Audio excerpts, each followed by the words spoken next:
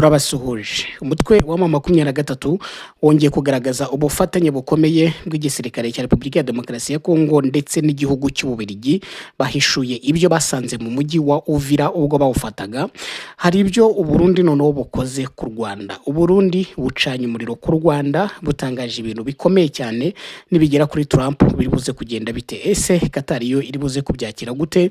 U Rwanda nta kintu rurasubiza. Byose tugiye kubigarukaho muri iyi nkuru, ntujye kure.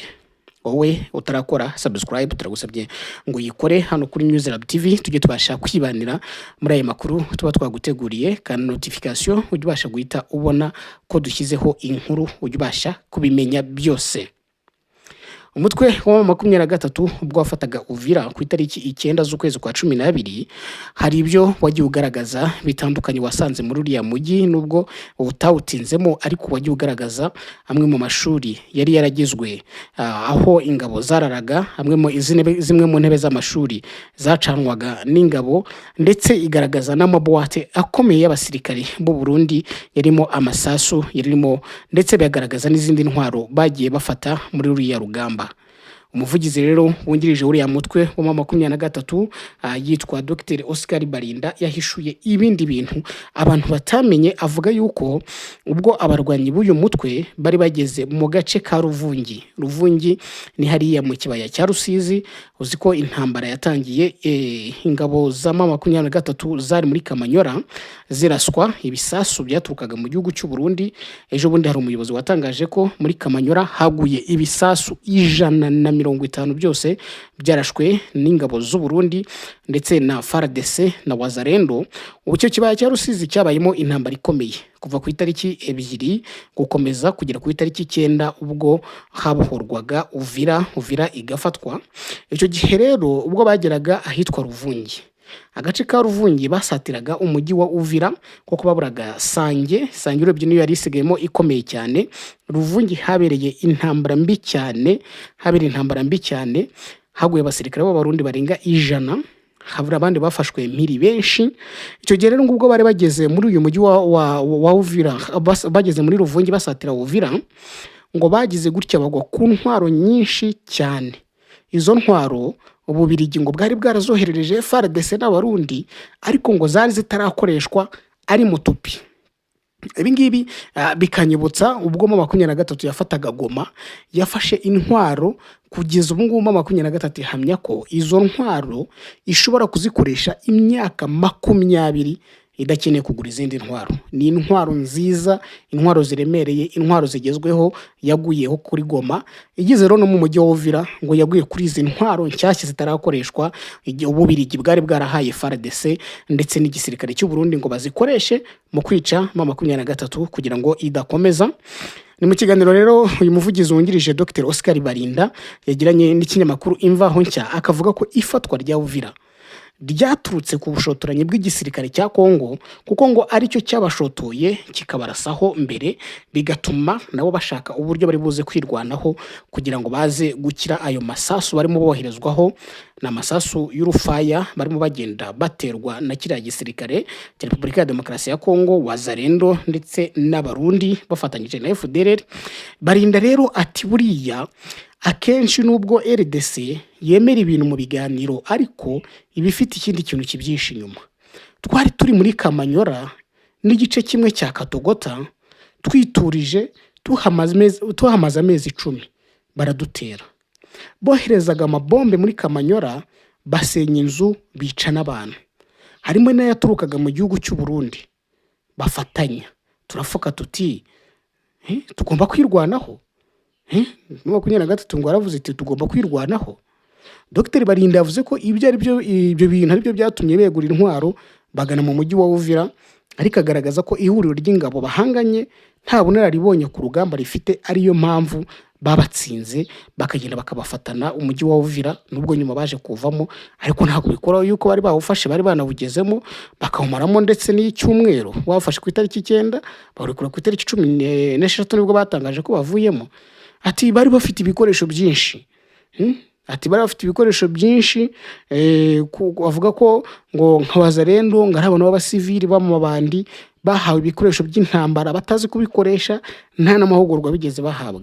Ati ziriya ngabo z'i Burundi buriya kenshi ni imbonerakure zambaye impuzankano y'igisirikare cy'u Burundi, ntabwo ari abasirikare ba nyabo. Oscar Barinda ati urwo rugamba tugeze mu gace ka Ruvungi kari mu birometero bitageze ku 10 ugana mu mujyi wa Uvira, twasanze intwaro nyinshi Ububirigi bwari bwaragurishije cyangwa bwari bwaraguriye, byose birashoboka, bashobora kuba barazibaguriye cyangwa barazibagurishije RD nuza FARDC, ariko noneho zitarakoreshwa. Ati bari bafite ibikoresho byinshi bimwe byatanzwe n'Ububirigi, sinshaka kubihisha. Twabisanze mu ishuri hariya Ruvungi bigifunze mu makarito, ibikoresho bya gisirikare dufite aha mbere na mbere aho tubikura ni mu byo dufata ku rugamba, ibindi nibyo tugura n'ingabo za leta zitugurisha ibikoresho, baribaha bakabitugurisha, ibindi tukayifatira ku rugamba. Ati niyo mpamvu mujya mubona harimo abakoloneli n'abajenerali ba FARDC bari gucirwa imanza, haba harimo abazira guta intwaro ku rugamba n'abazigurisha. Rero turazigura, iyo batubwiye bati hano dufite imari, turazigura intwaro, turazigura twebwe, nta kibazo dufite. Niko Dr Oscar Barinda yatangaje. Yabajijwe rero impamvu abona Ububirigi bukomeje gushyira Kongo kwibere muri iyi ntambara, avuga ko uretse impamvu zishingiye ku mateka y'ubukoroni, harimo n'umubano mwiza Ububirigi bufitanye na Perezida Tshisekedi. Ati Tshisekedi akigera ku butegetsi yafashe Kongo ayisubiza Ububirigi, yarayibahaye yose. Ubu politike yose ya Kongo igendera ku mabwiriza y'Ububirigi. Tshisekedi ajya kureba umwami wabwo uko ashatse, ni nk'umwana wo mu rugo. Kuba twararwaniye ubwigenge bw'iki gihugu ni nkaho bwapfuye ubusa, kuko yaragifashe agisubiza mu maboko y'abagashaka buhake ba kera. Ubu ni nkaho twasuye mu mwaka w'1958 ubwo barwaniraga ubwigenge. Uyu mugabo rero avuga ko mama 23 ishyigikiye inzira biganiro by'amahoro hamwe na leta ya Kongo, gusa gusanga yuko yo leta ya Kongo igenda biguruneke muri ibi biganiro, ariko none ngo mama 23 idafite gahunda yo gufata igihugu, ahubwo ikirwanira ari uburenganzira bw'abanyekongo. Naho abavuga yuko ishaka gufata igihugu ngo ntago ari kubimeze, ngo nta gahunda bafite yo gufata igihugu, ngo bagende ngo bafate ngo bagere Kinshasa, ngo ibyo ngibyo ngo nta birimo. Uyu mugabo ariko nanone ndongeye kuvuga ko ngo urebye ikibazo kiri hara muri Kongo, ngiyo hataba ikitwa FDLR ngitaba mu gihugu cyabo, ibibazo by'abanyekongo bari basanzwe bafite uburyo babikemuramo, ariko ngo FDLR yaraje kibi kibazo gikomeye. Anga yatanze urugero rwo mu gihe cya Repubulika Demokarasi ya Kongo yabonaga ubwigenge muri 60 nyuma y'imyaka 4 gusa, no kuvuga 64, ngo habaye intambara yiswe Kanyarwanda. Ikibazo cyari hagati y'abanyekongo n'abanyarwanda gikemurwa nabo ubwabo, nta wundi muntu ukigiyemo. Ibi bintu rero kavuga ati ibyo ngibyo byanze bikunze natwe twari bubikemure mu buryo bwacu, kandi nta kibazo cyari buze kubaho. Akavuga ko rero kuba FDLR yaraje byatumye ibibazo by'abanyekongo byongera guhindura isura, ku buryo no kubikemura ngo bisa naho bigoranye, ariko byose ngo bifitano bituruka kuri Mobutu ku mubano wa Mobutu na Habyarimana, ngo ni ibibazo byose bituruka. Yakomeje rero ku masezerano yabayeho amasezerano ya Washington, n'amasezerano yasinywe ku itariki 4 z'ukwezi kwa 12 2025. Amasezerano asinyirwa i Washington DC muri Leta Zunze Ubumwe za Amerika, nashyirwa mu mukono na Perezida Kagame, Perezida Tshisekedi wa Kongo, hari abaperezida batandukanye, perezida w'u Burundi Evariste Ndayishimiye, hari perezida wa Angola Joao Lourenço, hari wa Kenya William Ruto, hari n'abandi bayobozi batandukanye, vice perezida wa Uganda yarahari, ndetse n'abandi bayobozi bose bari baje kureba uko ayo masezerano asinywa ndetse no kuyabera abahamya. Ayo masezerano rero ubu ngubu ateje ikindi kibazo gikomeye.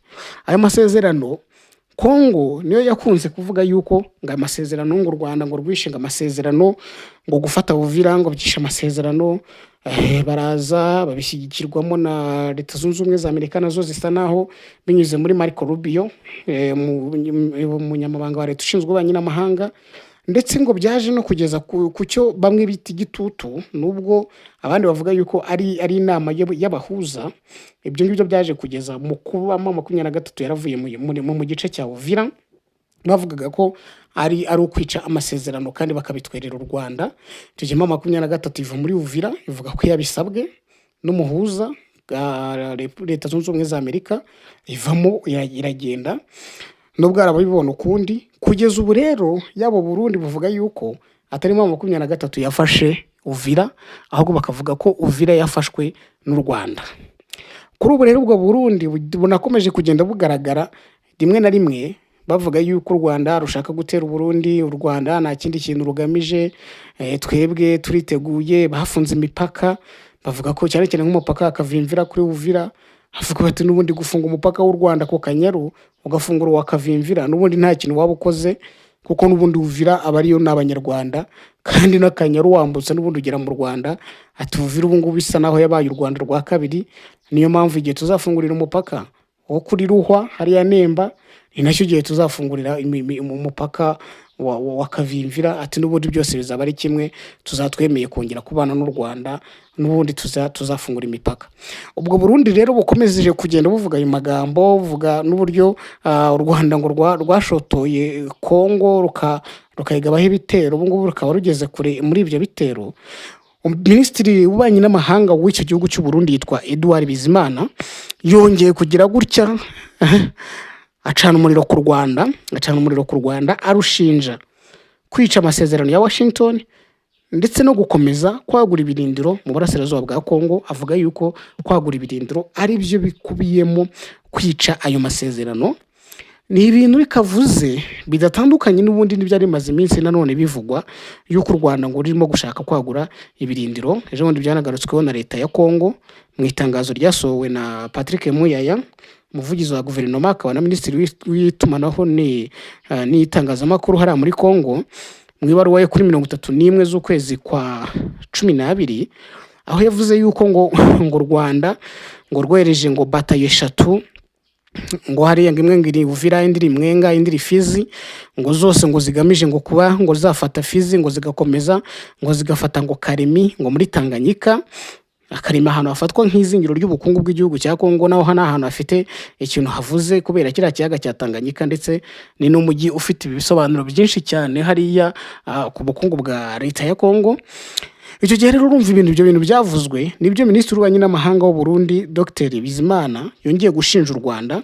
Avuga ko ngo u Rwanda ngo rukomeje kwigarurira ubutaka mu burasirazuba bwa Kongo, ngo ibyo akaba bifata nko kwica amasezerano ya Washington, nk'uko yabivuze mu magambo ye nyine yitangarije ku mugaragaro. Akavuga ko u Rwanda ngo rukomeje kugenda rufata ubutaka kandi ngo binyuranyije n'amasezerano ya Washington.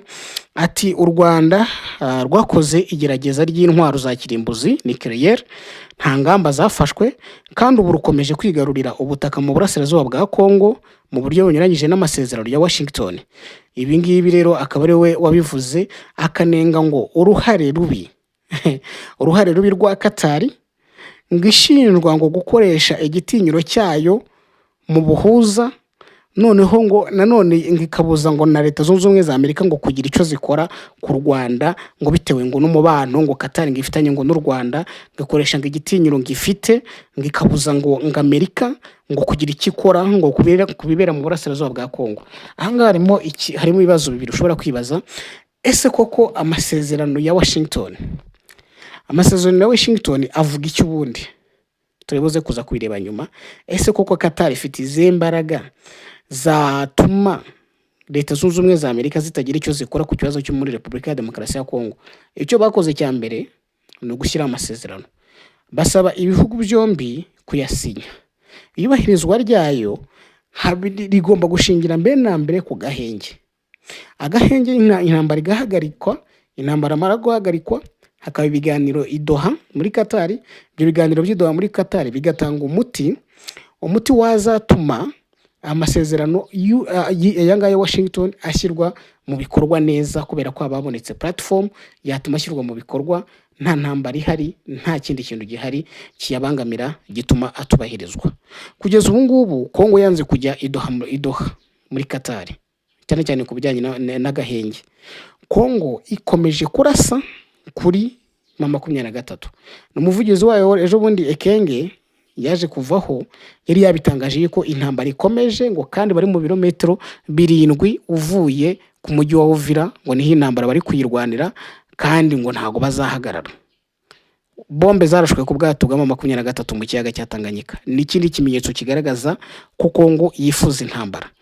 Ikindi kintu gihari, ukareba ibisasu byarashwe muri Karundu, ukareba byarashwe ku birindiro bya 23 hariya muri house hakorera Monisco, ni ikintu cyerekana yuko Kongo yo ikindi hize imbere n'intambara kuruta ibindi byose. Bityo rero kujya kuganira ku gahenge, Kongo nayo rero yarabyanze ati ntago tuganira ku gahenge, turaganira ku gahenge mu ruhe rwego. Abantu barafashe Uvira, abantu barafashe ibindi bice bitandukanye, kibaya cya Rusizi cyose, Sange, Nyakabere, bagafata Ruvungi, aho hantu hose bakaba baranze kuhava. Abo bantu turaganira mu bintu mu biki, ni biki turi buze kuganira nabo bantu. Ibyo rero byaje gutuma mu by'ukuri Doha isa naho yapfuye ku ruhande rwa Kongo, ndetse n'ubungubu abantu benshi ntago bakibona nk'igisubizo.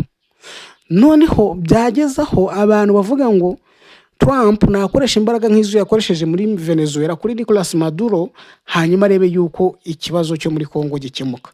Kavuga ati nagende akemure ikibazo cya Tshisekedi, amuterure amujyana mutereka ashaka, hanyuma ibindi bisigaye byose bizikora, abantu bazicara baganire, ya dialogue nationale izabaho, intambara izahagarara, amasezerano ya Washington azashyirwa mu bikorwa byanze bikunze.